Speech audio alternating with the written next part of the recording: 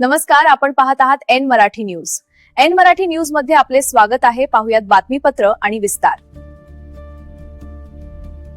गॅसची टंचाई अजून लांबणार? नागरिकांना पर्यायी व्यवस्था ठेवण्याचा सल्ला. सध्या सोशल मीडियावर एक व्हिडिओ मोठ्या प्रमाणात व्हायरल होते.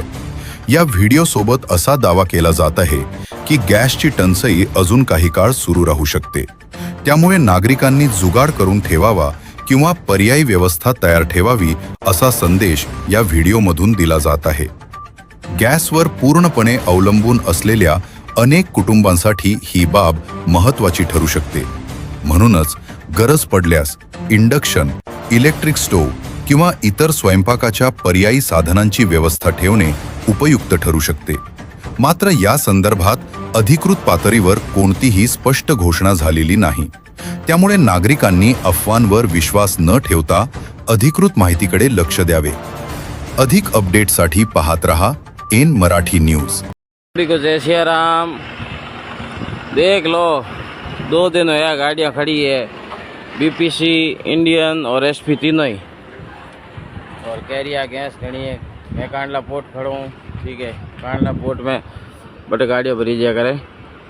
तो सुबह हूँ आज गाड़ियाँ ली नहीं, कल भी नहीं ली. 2 दिन पहला गाड़ियाँ भरी थी और अब देखो पार्किंग कितो मोटो एयर करते ही गाड़ियाँ खड़ी है. मतलब हम तो ये गाड़ियाँ आ रही है, यहाँ जगह भी नहीं है गाड़ियों लगाने भी, कितनी गाड़ियाँ खड़ी है. ठीक है, यहाँ सही नहीं है तो भरन कटूँ लावे गाड़ियाँ. गैस भी नहीं, बिल्कुल नहीं है गैस.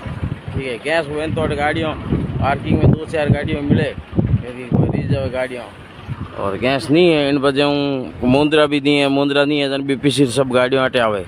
और पाड़े आयुसी रो है, आयुसी में नहीं है माल जन एसपी आयुसी गाड़ियों हटे आवे, और एसपी रो तो है ही. देख लो गाड़ियों खड़ी है किती बहर में.